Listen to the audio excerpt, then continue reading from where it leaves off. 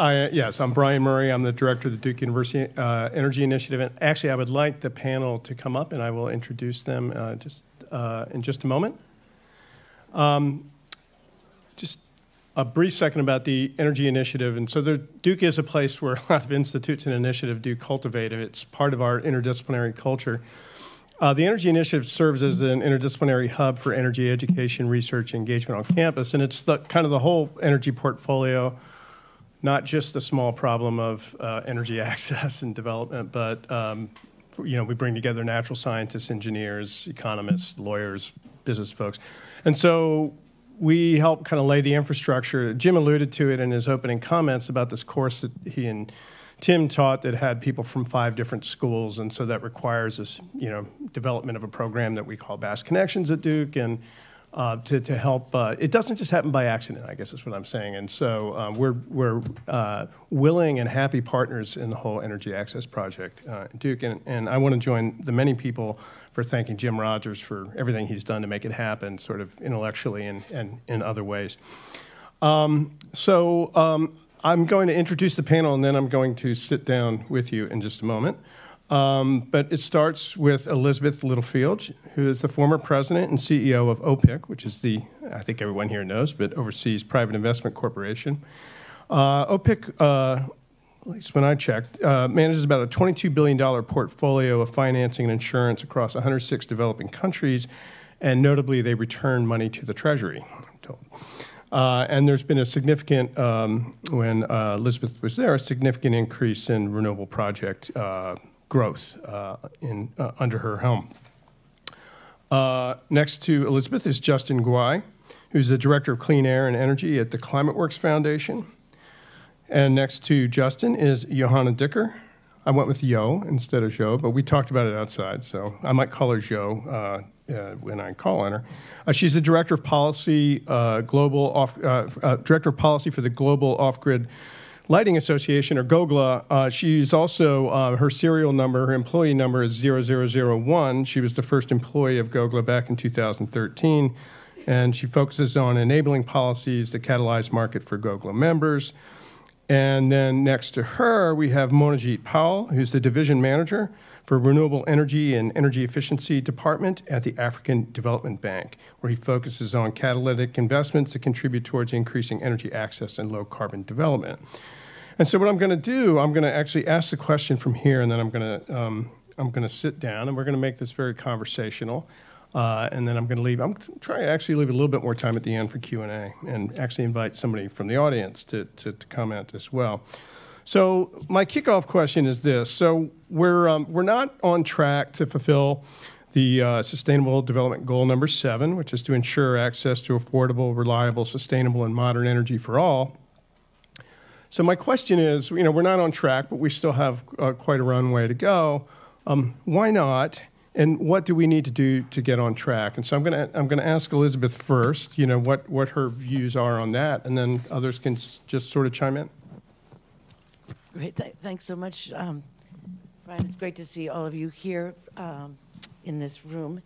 I have to say, I'm actually an internal optimist. I think when I first sort of caught the off-grid bug at OPIC 6 or 7 years ago, we were nowhere at that time, and I think it's amazing what's been accomplished. I know there's a lot more to go, and I appreciate all that Rachel said, but I actually feel like we're at a tipping point where we're just about to get to the point where the business model is proven and margins have become attractive enough that these companies are profitable.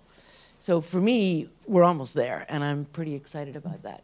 So I feel like we've been focusing, and I really like the Shell Foundation's work on this, but I feel like there's almost too much focus on and angst about the financing gap, because I feel like if we get the business model right, the money will come.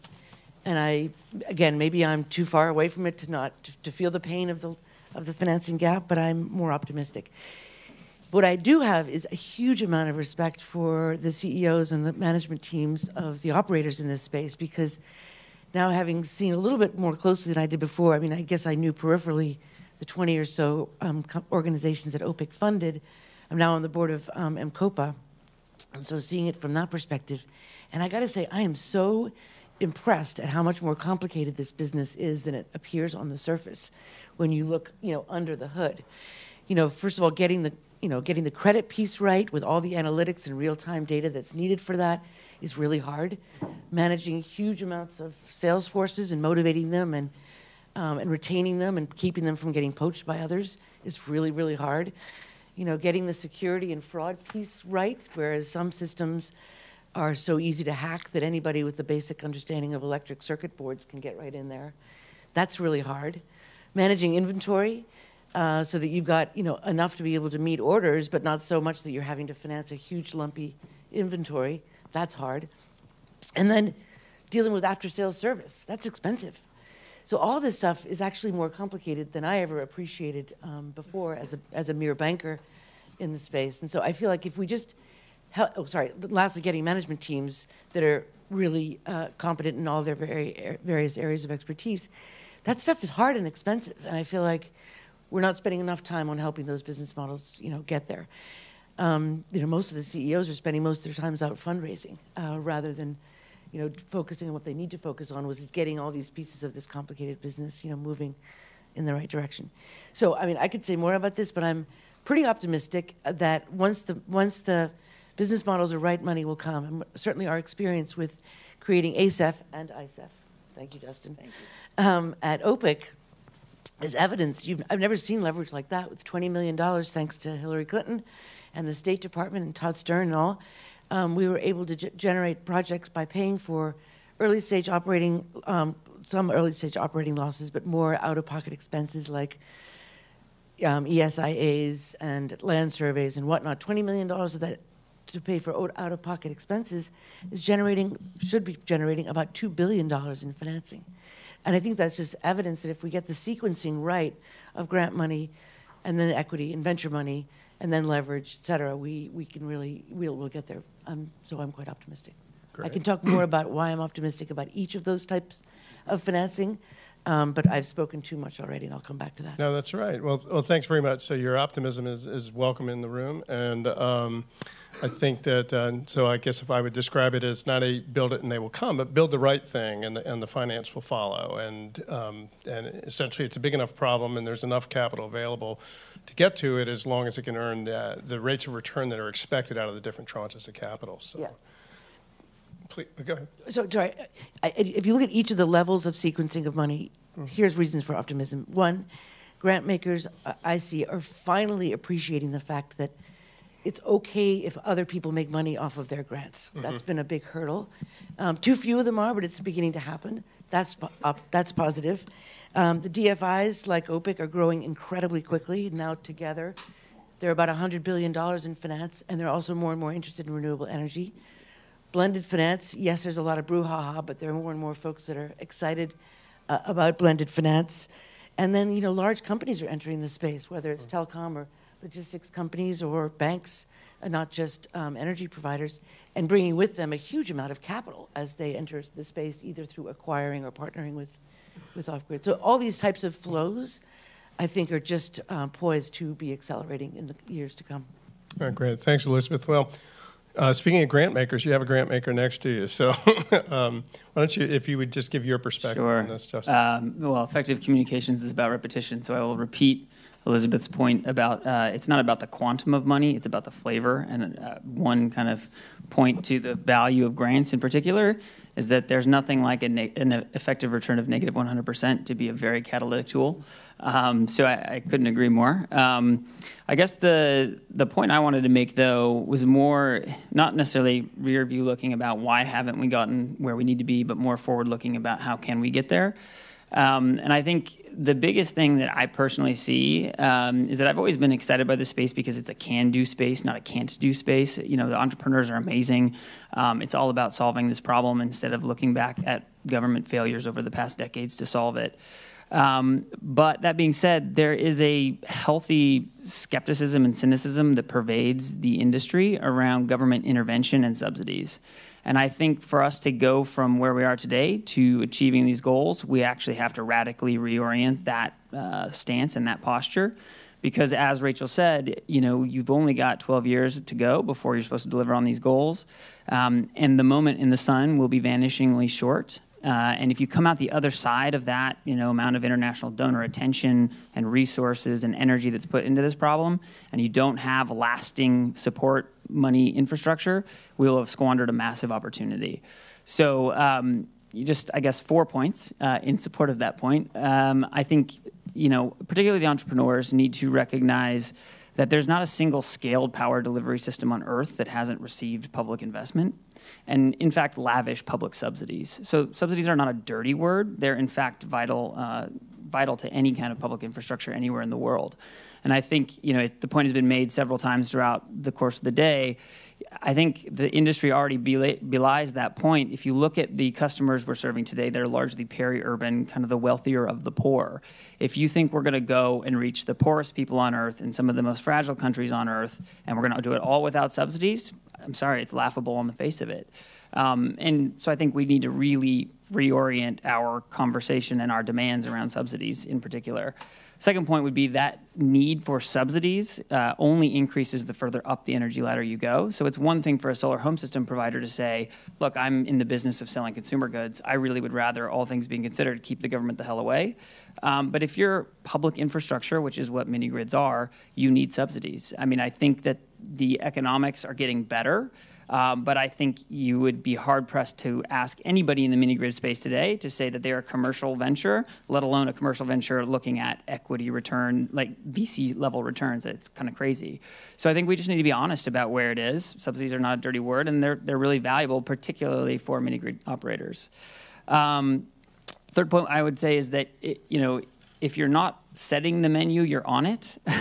So you need to proactively embrace governments, and you can actively embrace government intervention without embracing government ineptitude and bureaucratic red tape and all of the things that have made the space very cynical about government intervention in the past. And there's plenty of examples to point to say that it's been a problem. But I think you are seeing many governments, particularly across sub-Saharan Africa, taking proactive stances to carve out in their national electrification plans, carve-outs for off-grid, carve-outs for mini-grids, new mini-grid policies that are enabling of the private sector, not inhibiting of it. And so I think it's really important and incumbent on the space today to say we're going to go out and seize that opportunity and develop the policies we need rather than have those policies, basically imposed upon us. The last point I would say is that you can also embrace subsidies, that dirty word, without relinquishing an embrace of markets and entrepreneurialism. So, I think many of the things the community asks for today are subsidies. First loss loan guarantees are subsidies. The ASIF program is a subsidy. That's great. It's all about how you structure the subsidies. I think historically they've been structured very, very poorly. And I think if we kind of, as a community, reorient our asks and take advantage of the moment we're in right now, we can really have a much better chance of coming out the other end of this moment in time with some real structural lasting change. Great. So, Johanna, GoGlo members, you guys as optimistic, or in whether you are or not, what do you sort of see as both the opportunities for accomplishing the SDG goals and what some of the hurdles are? So definitely optimistic. Sorry. Yeah. We just launched a few weeks ago the off-grid solar market trends report prepared by Dahlberg together with our friends at Lighting Global, World Bank and IFC. And there are a wonderful number of statistics in there, and I want to share some numbers so we get a feeling of where the sector is right now when it comes to attracting capital. So last year, about $280 million have been put into the off-grid solar standalone space, into our members. And around 36% of that was equity and more than 60% of that debt, and 4 to 5% grants. That's pretty amazing. That's pretty cool. And we see it growing. We see the number of deals growing. We see the number of transactions growing. We see the ticket sizes growing. Everything of that is quite encouraging. What is, however, problematic, and also one of the reasons why we're not on track on reaching the SDG 7, is the market concentration. So about 60% of that has been absorbed by East Africa. So East Africa is really the region that is attracting most of the private investment, whereas other countries that have really low energy access rates don't attract that amount of private capital, and that needs to change.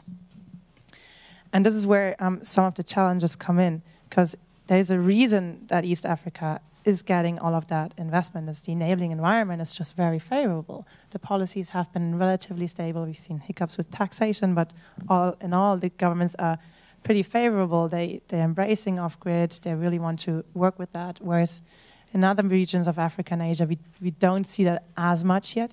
We see increased interest coming from government, but then it's often that governments have been, I mean, it's very natural that for the longest decades they've been looking into infrastructure projects, and all of a sudden they're confronted with market-based opportunities and market-based solutions, and they need to now develop policy mechanisms and regulatory tools that are geared towards developing a market and not an infrastructure, and that's a challenge. So working with governments, making sure they're understanding what's at stake and how they can really support the market and entice the private sector to come is what's ahead of us and where we need to put more effort into. And this is where the question of subsidies comes in. Unfortunately, when we hear governments think about, and also some of the DFIs think about how do we use public money, the first thing they are thinking about is giving products away for free or a ridiculously high capital subsidy, which is then completely counterintuitive to building a market. So if subsidies are not a dirty word, but we need to be very careful on how we're deploying them, because there are commercial markets today already, then that market is going to expand, and then there might be a fraction left that can't be served by the commercial market where we have a viability gap, but we need to be very careful in identifying that viability gap and then identifying the right tool for that. And that's a tricky question, and I can talk more about that, but I pass it on for now. So, Monojeet, the Shell Foundation report that Elizabeth alluded to talked about the need for disruption in coming out. I think the numbers they put out there were $30 billion, I think, investment needs to get access to about 120 million households. And so, to some people that sounds like a lot of money, but to big banks it's not a whole lot. So how do how do you make that happen? What kinds of disruptions are we talking about on the finance end? So let me just dive away from, take a wider view than the off-grid space for a moment and talk about numbers. So yes, I mean, and also on the optimism, I think there's need to be optimistic on the grid side as well. So if you go back over the last couple of years, I think the amount of build-out that's happened in terms of independent power producers is quite remarkable, especially renewable energy. It hasn't necessarily kept pace with population growth, but there have been significant changes over the course of the decade. And I think we see that continuing. And the off-grid space will complement that. The mini-grids will sort of come in the middle. In terms of funding numbers, I think our estimates are globally. I think we need probably in the region of 60 to 90 billion per year if you want to reach universal energy access. Now, what's going in is unfortunately a fraction of that. So if you look at reports that came out at the end of last year by the Infrastructure Consortium for Africa, it's tracked about 20 billion going into the sector. And that's largely public money. A very small amount of that is private capital. It was actually higher the year before at about 35 billion. So that's dropped. So whichever way you look at the numbers, I think we need to scale up investment into the space by about 3 times at least. And that's linked into, if everything's right, will the financing come in? And yes, there are issues at the country level. This could be from a private sector perspective, and if you take the grid view, is utilities, are they strong enough? Are they able to sort of manage the networks? Government policy is an issue. Political changes happen, and there's the challenges of rolling out large infrastructure. I mean, people who've dealt on, hands-on experience in projects, you kind of realize what it takes to roll out not just the plant, but the transmission lines, and that complicates things and draws out things. That's one of the reasons behind access rates being where they are. In terms of the off-grid space, I think there's optimism there. A lot of people, there is been this shift again in the last few years. The DFIs are looking, the DFIs have been grid focused, but are moving there. On the bank side, we are looking at, I think, transactions as we speak that would probably cover 500 million off-grid connections in the next year or thereabouts. And we're also looking beyond East Africa. So we're looking in West Africa, active transactions. Hopefully we have a deal within the next 3 months.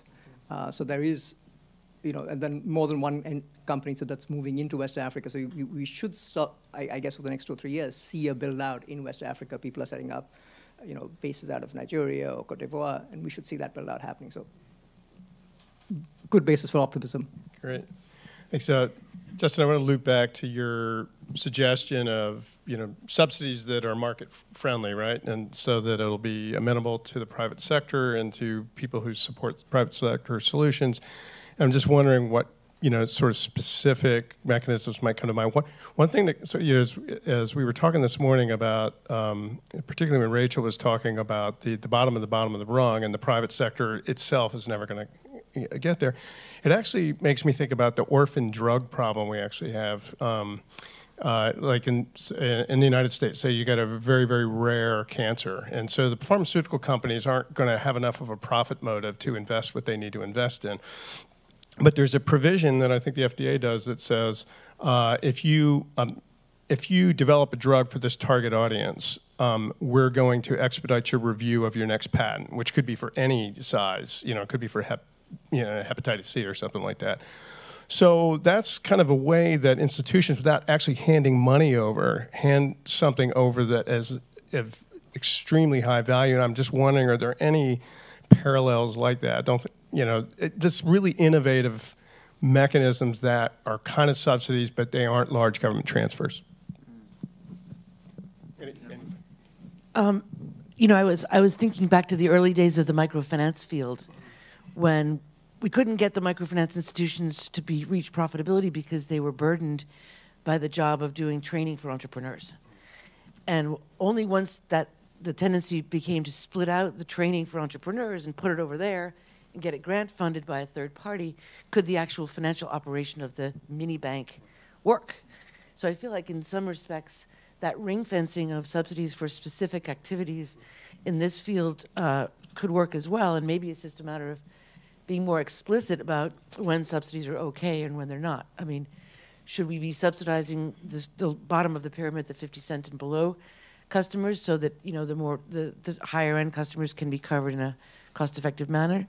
Should we be providing subsidies for market entry? First couple of years of any new market is going to be pretty hard. Should we be providing subsidies for the R&D on technologies? So I think maybe we should come clean and say subsidies are necessary, just like any other sector, and here's the areas and ways to ring fence them so that there is no distortion going on. I don't know. What do you all think? So we're always saying subsidies, yes, but try to be as upstream as possible. So as soon as you start to actually tamper with the price that the customer is paying, and you starting to control that or trying to decrease that directly, then you have a market distortion. Totally.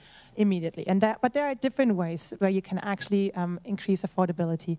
A very relatively easy tool and very, very impactful tools is tax exemptions. Import tariff exemptions, VAT exemptions can bring down the product cost of about 40% in some countries. 40% that's amazing. That's making a huge difference in the uptake of products. And it's one of the reasons why East Africa is a strong market, because we have had tax exemptions for the longest period. Then also, of course, grants are very, very important if you want companies to go into new markets. You can't just expect an M-Copa to take the business model from Kenya and adopt that in Cote d'Ivoire. That's not how it's working. You need to have opportunity to explore, to see, test, adapt, etc., to find something that's working then for the new context and the new circumstances.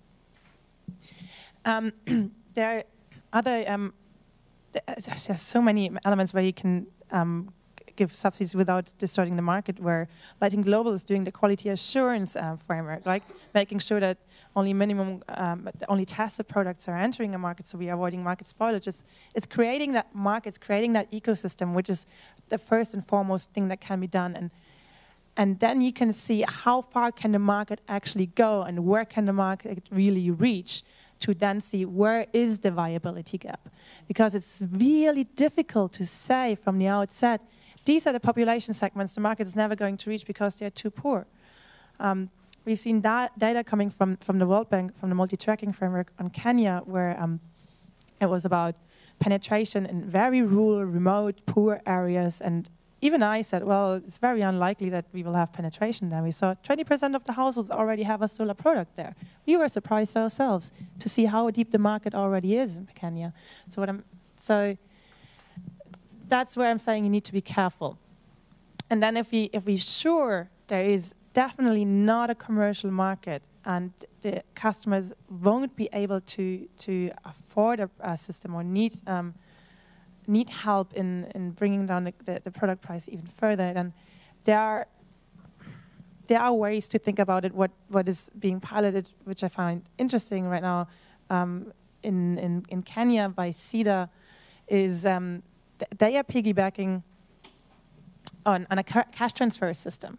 So where Kenyans actually already identified who are the poorest households that are already receiving cash transfers, and they're topping that up with a certain amount for those households to buy an energy product. So that's an interesting approach, because it means actually, hopefully, you're targeting very, very well, you're targeting the poorest households, but then you leave the households with a decision on what they actually want to do with that capital, and most likely they're going to buy a product, but if they're buying a product, they can decide which product they want to buy, etc., etc. So that's an interesting one.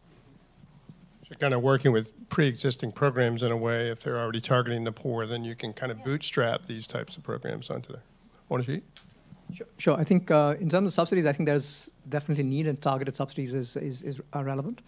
Picking up the point on mini-grids, I think the bank's doing a lot of work on mini-grids, roll out the mini-grid sector.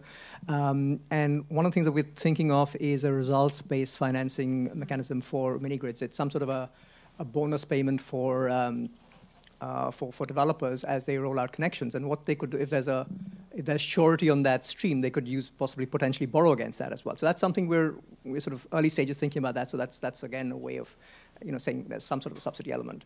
And the point around targeted subsidies, I think we've seen that in delivery in many sort of instances.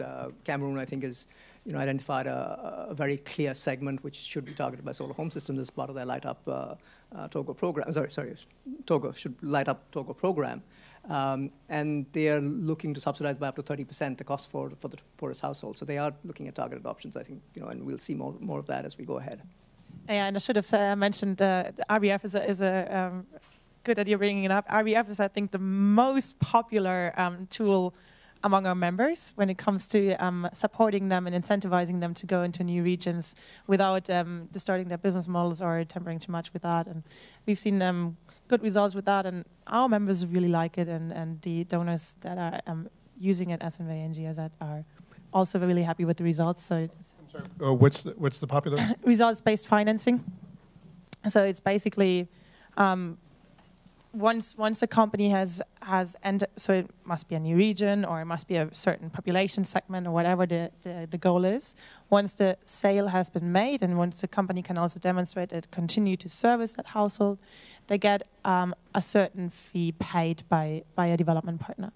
And what they're using that money for is that's totally up to them, right? They can use it in whichever part of the business model they think that they mostly need that cash. So they can use it for marketing. They can use it to just build also track records to attract additional financing. They can use it to do additional HR, whatever they want to use the money for. But that reward system has proven to work quite well, yeah. Great. Well, there's one theme I also wanted to hit on before we turn to the audience, and that's the climate connection. The connection of climate finance, whether it's through mitigation channels or adaptation channels. Maybe the competition for finance, as alluded to earlier, about whether or not Africa is considered on the critical path to emissions reductions targets for mid-century, or is by some implicitly being left off that critical path to be solved later. So I just want, maybe I'll start with you, Justin, since you're from ClimateWorks, to kind of like help frame the climate connection here and what role you see that playing for the next 15 years or so. Sure. Well, I think the first thing to say that it's not, I think it's been framed by contrarians in many ways that this was about solving climate change on the backs of the poor, and I think that's a ludicrous framing. I mean, that's not what we're trying to do here. I think the reality is that you see better, cheaper, more reliable options that are faster to market than the traditional centralized fossil guys, and that is really the opportunity. That just so happens to be a climate co-benefit, but is not really the primary driver of what most people in this space are doing. I do think that, the potential long-term interesting opportunity is kind of the rebound notion that Andy had talked about earlier in the day, which is that a lot of the interesting opportunity in the off-grid space is that, for better or worse, there's not very much government intervention. There's a lot more space to try out innovations than there are in heavily regulated monopolistic markets in places like the United States. And so a lot of innovations get tested and piloted either by necessity or, whatever means. And to the extent that those kinds of innovations come back to developed world markets, that can be quite groundbreaking and impactful. But it's not necessarily the reason you go into these spaces. The only other thing I'd say on the climate connection, I think, the language of mitigation and adaptation is like 1990s UNFCCC language. I think the world needs to move beyond that. And I would think of this space as resiliency. I mean, it's not adaptation, it's not mitigation, it's literally making the poorest populations on Earth more resilient to the changes that are already here and are going to get worse as time goes on. And I think that's just a way to think about this space, because I don't know how you can label it either of those things, and I think either of them are quite limiting to what this is really about. And at the end of the day, this is really about development. It's about improving people's lives, and I think the language of climate and the language of traditional environmentalism has been fairly about imposing limits, and this is not about limits. It's about improving and accelerating development just in a much smarter, much more beneficial way. That's great. Does anybody else like to chime in on the climate connection? Yeah, sure, and maybe bring in another angle. So I think you can say, I think by most accounts, Africa accounts for less than a 20th of emissions, and but that's we believe set to change. You're looking at a population doubling by the middle of the century, and a lot of actually the emissions come from land use, and land use sort of is and deforestation, and that one of the drivers of deforestation is actually cooking. And if you think of it, we talked about fossil fuels. The emissions from somebody using an electric stove powered by coal is probably a fifth of what it was if they were using charcoal or firewood. So there's significant impacts in terms of trying to roll out increased energy access that will have significant benefits in terms of emission reductions and sort of overall resiliency, and of course health benefits in terms of cleaner air, and health issues. Sure. Yeah, I think as the field progresses and as we see mobile money spreading throughout the continent, as we see technologies improving, productivity of batteries improving, and we start moving to larger and larger uses of solar power, I think that's when it becomes even more climate relevant. Mm-hmm. So, if we're starting with I think it's roughly 50-50 in terms of clients who had no access to energy at all versus those that are swapping out diesel. I'm not sure what the numbers are, but that's what I understood. Is that right? Well, anyway. It depends on the system as well. Okay. But if you imagine going forward, if we get to the point where we've got technologies to be able to drive large amounts of motorbikes, for example, on solar energy, that becomes very climate relevant. And then I think we're almost at the point where the relevancy to climate is going to become more and more obvious to people. That's great. Just one follow-up. So I think that, and then there's wide relevance here, and there's an importance for climate finance. Climate finance has a distinct role to play over here. We're at the moment looking at setting up funds that will focus on the off-grid space or on small renewables. And for that, we are trying to blend both climate finance and also bring in institutional capital. So we're setting up funds with tiered structures where we're going in, donors are coming in, and we're hoping to attract institutional capital as well. So that sort of increases the funding going into the space, but climate finance will play a key role in making that happen. One other quick point. So just for those who are on the fundraising treadmill, I'm not pointing at you, but you mentioned it earlier. If you're thinking that framing this as a climate issue is beneficial because you think you see money out there in the climate world, I hate to throw cold water on it, but 2% of all philanthropic, actually less than 2% of all philanthropic giving in the United States goes to climate change. So we are not the cash cow for anything. We can't even we don't have enough money to fight the climate fight. But there are really large pools of money that are allocated to education and health, and this is a space that is fundamentally about delivering on education and health outcomes. And so it's important to think about that in terms of why we're talking about it with certain language and what the intended audience is, because there is a lot of money out there that should be going to this challenge that is not. Anybody else on the panel want to chime in on that? Okay, you have your chance later then.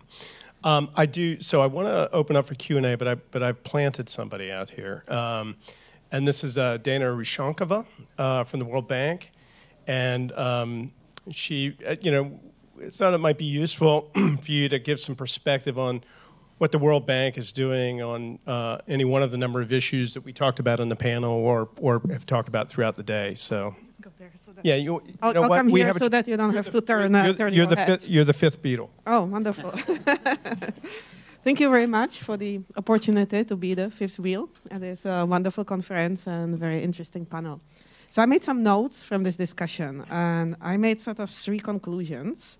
It's not, or maybe not just about the amount of financing, but really the right type of financing. Are we really putting in the right type of financing, what the market needs to develop?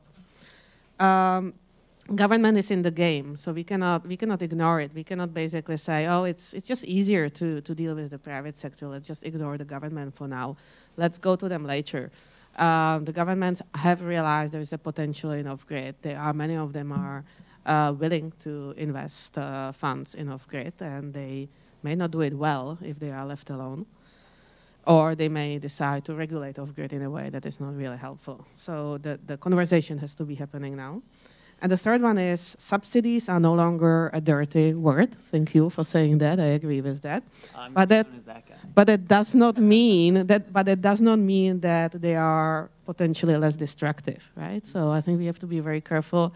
I think there's a growing realization that yes, the universal access will not be achieved without some kind of subsidization of the poorer households. We do not know how far the market can go on their own and who will need to be subsidized. Is it the last 5% or is it 40%? And depending to whom you talk, you will have different answers. And we need better data on that. And the second one is, I would say we need to, I wouldn't say we have to avoid market distortions, because once you subsidize, you can't avoid market distortions. But I came up with a new term, which is, you have to create market-friendly market distortions. So I think this is something that would be great if we all work together. And so from the World Bank perspective, these are really the three key challenges that we are facing in expanding off-grid access and mainstreaming it in our portfolio. It is, for a long time, we've been sort of always asked, why aren't you doing more on energy access? Why aren't you doing more on off-grid access? And it's been quite difficult up to recently. Number one, because there just wasn't sufficient volumes. It's very hard for the bank to do very small projects. But suddenly the project has grown up to the volume that you can put up a 50 million loan to a country that is focusing just on off-grid access, and it's not going to be enough. So it's just much easier now for us to enter in this space. And more importantly, something has happened on the government side, partly because we've been engaging with the governments, Lighting Africa, Lighting Global, showing the impact, partly because Powerful has done a wonderful job to bring off-grid to the attention to governments, partly because they see what's happening on the ground, the success of all the entrepreneurs, and partly because they know they have to deliver on SDG target, and it's coming very soon. So suddenly they are coming to the World Bank. They say, we want to borrow for access, and we would like part of that borrowing go into off-grid. So we do have a growing off-grid portfolio. When you look at our access lending, that means the lending that goes to the last mile, either grid connections or mini-grid off-grid.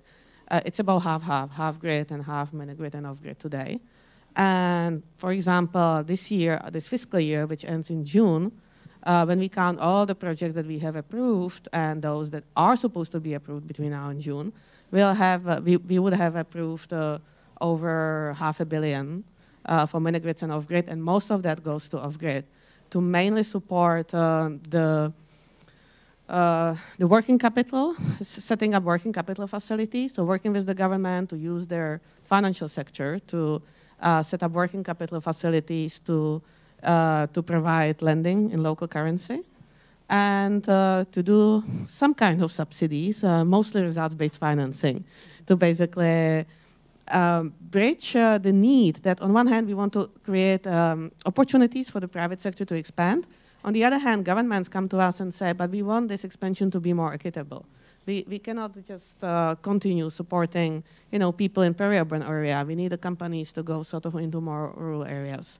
So I think these basically are the challenges that I will see moving forward. How do we keep engaging with the government? How do we sort of start?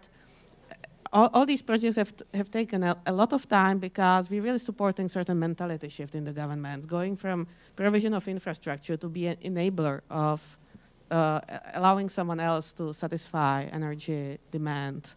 And that's a difficult mentality shift to achieve. I think we need to have this conversation about the subsidies and how to do them in a way that actually more people get access and not fewer people get access. And the last thing that I have last question to the panel is, one thing I haven't heard much here is what can be done in terms of the financing to encourage more local entrepreneurs, so local companies to be involved in the sector, because I think that's also one missing link. Does anybody want to take that one on? How to get local entrepreneurs more involved? Local financial institutions or companies? Companies. Sort of indigenizing, like we heard about in finance. Okay. So local currency lending, right? I mean, if the local banks are there to support international companies, then they would probably rather support local companies first.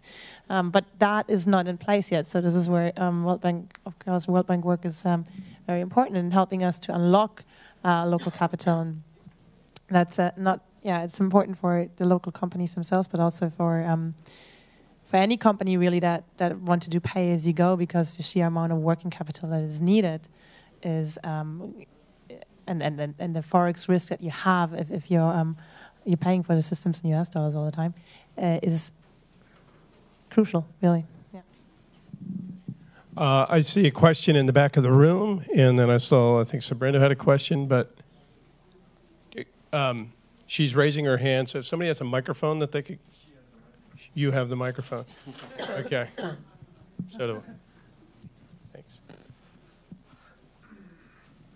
And then whoever wants to ask next, why don't they move over towards the camera so that we can minimize time transacting. So Sabrina, and then you.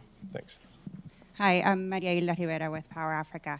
One of the things that we've been playing with has been around the local finance, in particular working with local commercial banks in a couple of different countries.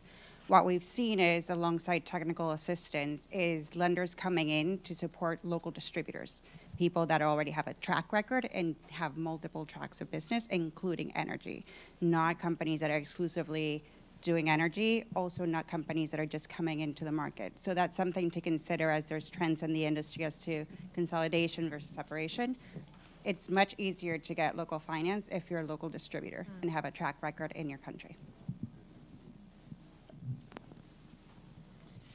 And just to comment on that, and I think this is really what also our members are looking for when they're entering new markets, are strong local partners that they can work with, that can help them to unlock these kind of opportunities, and that they don't have to start building distribution from scratch, starting to develop relationship with banks, but also governments from scratch, but really people they can partner with. So. And any other panelist response to that? Sabrina? Yeah, so I just want to bring us back a little bit to what the launch is trying to do, right? So Duke University is not a development organization. It is not a practicing organization in that sense.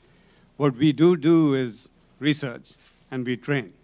And so the question to the panel is, it's great that we have a forum for all of you who sometimes meet each other to chat, but the unique opportunity here is to lay down a set of questions in the energy access space that we can do research on, or to train up the next generation of folks who will work in this field so that we don't have these gaps in the future, because this is such an enormous problem. But one unique advantage, and Jim has created that opportunity for us here at Duke, is to vector some of that, the questions in that practice space and the development space, to questions that researchers can take on, and the next generation of practitioners have the skills to do. So one thing we learned for example, is having business skills is good. Okay, so, but by itself, that's not enough, right? And so I guess in your panel setting, but also more generally as we filter through to the next session, if we could be getting some feedback on, here is a big university trying to commit in a big way to the mission of research and training in the energy access space. What should we pursue? Elizabeth, microphone came to your mouth first. Well, sorry, go ahead. I think it's really exciting that Duke is taking on this in such an enthusiastic way, and I think there's a huge number of areas in the R&D space where Duke could play an important role. I mean, I think of some of the cool new thoughts around, for example, battery performance, or the possibility of second life batteries of lithium-ion batteries from electric vehicles having their second life in solar home systems instead of using the lead-acid batteries. That's a promising new area that I think, for example, Duke engineers and other teams could play a big role. Offering opportunities for monetizing the data that some of these companies are collecting, I think, is another big opportunity where Duke could play a role. In addition to any number of things in that area, engineers and the other researchers on R&D and on other ways to improve the business model.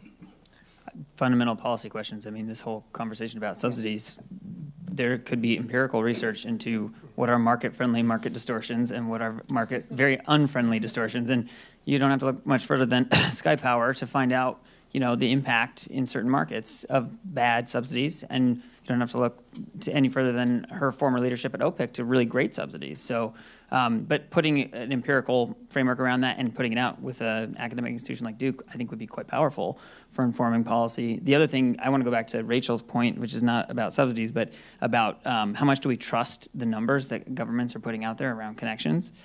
Somebody needs to do a real authoritative research look into that. I mean, the definitions are laughable. India's is 10% of a village counts as electrified. The Kenyan utility got caught lying about I don't know how many millions of customers. I hear all the time anecdotal stories about activists who go into communities who are supposedly electrified and nobody has any connections. We can't trust these numbers, and somebody has to actually look into what is the real progress we're making on this issue. Yeah, on that front, there actually is a research project going on with some of the people in the room that is looking at nightlight data and sort of connecting the nightlight data to what we actually know is happening on the ground, because nightlight data is available everywhere. The ground data isn't available everywhere, and it gives us a better sense of maybe where the connections are. So I know there's at least three people who want to ask questions, and one of them is Johanna, I want to give you a chance to respond. So the gentleman at the back of the room so now there are four people. Listen, let me just stop for a second. I am totally happy to sit here and moderate questions for the next half hour. I mean, people have, I shouldn't say that because there's a whole nother program going on over there. But let's try to do this all in the next 5 minutes. So if you keep your questions short, that'd be great. Thank you, Brian. I think we can do that. Actually, a comment on the question you raised on the energy access and climate nexus. I'm Zhihong Zhang with the World Bank. Actually, I manage two programs. One is called Clean Technology Fund. The other is scaling up renewable energy in low-income countries. And the second one is actually an energy access program. And I always want to distinguish the objectives of these two programs. Having said that, I think I fully agree with Justin on the optics of using energy access or linking these two. It's just ludicrous to think that we can achieve the climate mitigation goal through energy access project. I also heard what Monojeet said, actually, with the African Development Bank as well as the World Bank. They're the ones using our funds, as well as other multilateral development banks. The reason you heard that is because of the politics of climate finance. Climate finance, in terms of mitigation, never goes to countries or places or projects where you can, I'm generalizing a little bit, most cost-effectively reducing emissions. It's all politics. Who gets the money to which project, to which country? So that's the reason I think you hear multilateral development banks making such an argument. I think in practice, for our funds, for the scaling up renewable energy program in low-income countries, we consider mitigation a co-benefit. In general, I think the donors buy that. We just give a number, an estimate of the emissions, because they need to report internally to their government, because it's under the Climate Investment Fund. It's under their commitment in terms of achieving this $100 billion mobilization goal. Great, thanks. I think what I'm going to do is I'm going to actually ask the four people to just ask their questions or make their statements, and then we'll see if people want to respond to the whole bunch of them, because I think we'll be done if we just respond to that question. So I want to give, well, I'll stop talking, please. Okay, Go. so mine's more of a comment, and it was Okay. you had asked about what more can we do to encourage entrepreneurs in, I think the answer was more finance, which is fantastic, but I think finance alone doesn't do it. That the training, and I think maybe this is where Duke can come in as well, but training and business training and capacity building for entrepreneurs and really wrapping that in with the finance is critical. The capacity of entrepreneurs to execute all these innovations in a high-risk environment, in a rapidly changing environment. Frankly, we could all use some help, but I think especially the entrepreneurs that are on the ground making it happen. Yep. Here's It's okay, I'll pass. this gentleman here, and then Mike. Yeah, I have a quick question to our panelists on the subsidy issue. From climate perspective, I found that the problem, the greenhouse gas emission, is created from the fossil energy, not from the renewables, right? So why we give subsidies to the renewables, which they should do, but not give the negative subsidies to the fossil energy created problems? So by another term, I found that this is against the polluters pay principle of environmental economics. So my question to our panelists, especially to Justin from ClimateWorks, can we use subsidies or taxation or negative subsidies to let ClimateWorks work better for climate? Thank you. I'm going to let you take that softball question. Go ahead. Yes. That's a long conversation about trying to enact taxes on fossil fuels. Yes, we should be doing that. We have not been successful to date. One other thing I just wanted to react to, the notion of trainings and just human capital. So there's a strong narrative in this space about the need for money, but that's only one form of capital. And I do think that a very underappreciated form of capital is human capital. And you hear from every company in the space that they hemorrhage good people all the time. They cycle through people all the time. Hiring is expensive. Training institutes, would be really, really valuable as a public good across the entire sector. And I think it's not just in the companies themselves. I mean, a part of the reason you don't have local finance is because you really don't have credible quality financial officers in local financial institutions who understand this space, let alone many others. That's not necessarily something we can take on, but it's one reason to engage governments, because there are barriers that are non-monetary and non-financial to unlocking money that only really governments and public money can address. Okay, I think February 23rd, 2018, you will all remember that's where you first heard market-friendly market distortions at Duke University, Washington, D.C. office. Thank you so much for that. Where are, oh yeah, and it came from Dana. So I think we'll end it at that.